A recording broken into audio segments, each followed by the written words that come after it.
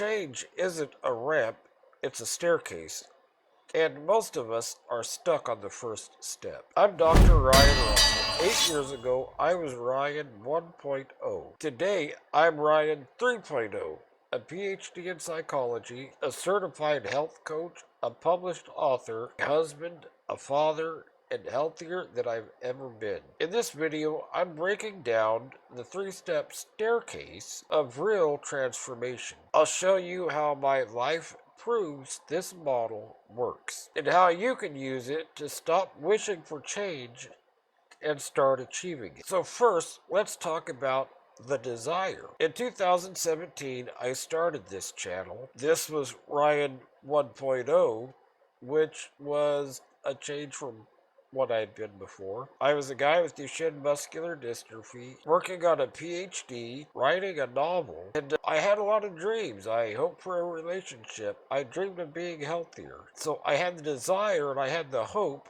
and I was trying to take steps then. But I was stuck. If you watch those videos, you'll see someone struggling. I'm trying to show you a few now so you can see. And I was starting to gain some weight. This step one, desire, is the most common place that we get stuck. I had all these plans. I'm sure you've got a bunch of plans, right? But we have to take some steps to make our plans become reality. I was thinking positive, but I wasn't taking holistic action. If you're stuck on step one, you're not alone. We talk about how to get stuck in our Facebook community, where you have access to us and our other videos we've done about health and mindset. So let's move on to step two, the plan. And this is Ryan 2.0. I have always been one to have a 5-year plan. And in our earlier time of life, 5-year plans change quickly. But as we start getting older, we can find where that 5-year plan, things happened.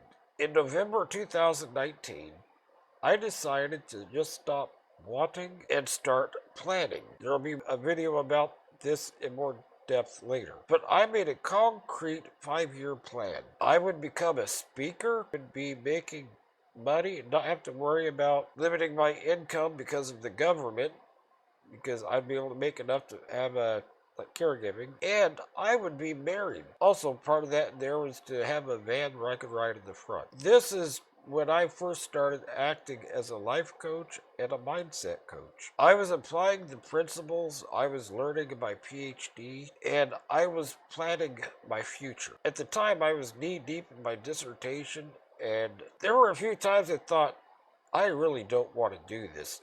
They're hard, but I persevered. And it worked. Just like in 2013, I woke up with this prompting to check my junk email, and I found my PhD program. In 2023, I was invited to speak in Dallas. I met Angela. So my 5-year plan happened. Everyone's 5-year plan can happen. But here's the critical part that we have to remember. A plan is not the same as a transformation. This is the step where most people get stuck.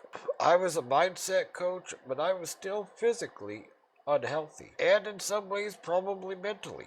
I was telling people how to change, but I hadn't fully changed myself. I think I still had a few more steps to go up.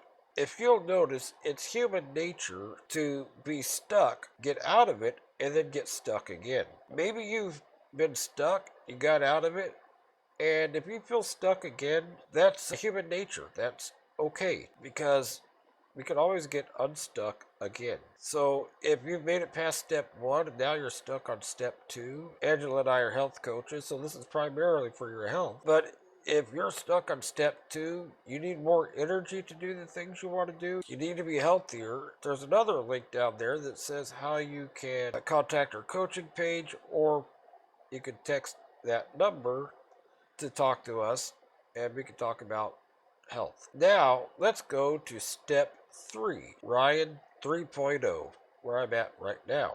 And I fully intend for there to be a Ryan 4.0, a Ryan 5.0. Life should always be about continual improvement. So this is the action step. Remember, step one is the desire. Step two is the plan, which brings us to step three, the action.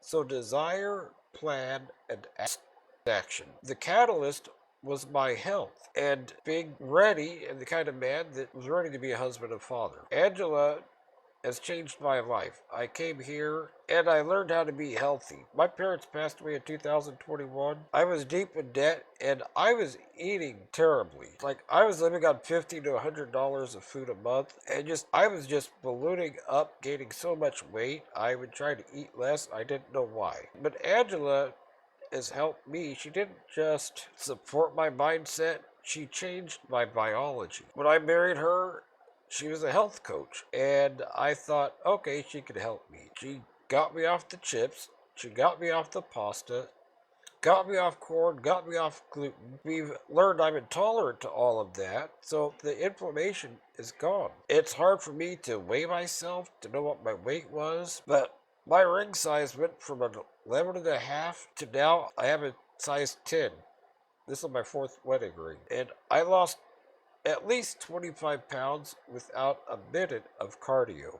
And I'm much healthier today than I was 8 years ago. I really liked mindset coaching. But after what Angela helped me do and realizing how much of changing our health is mindset, I pivoted from just mindset coaching to where I'm a health coach that also deals with mindset. Life coaching and mindset coaching is great.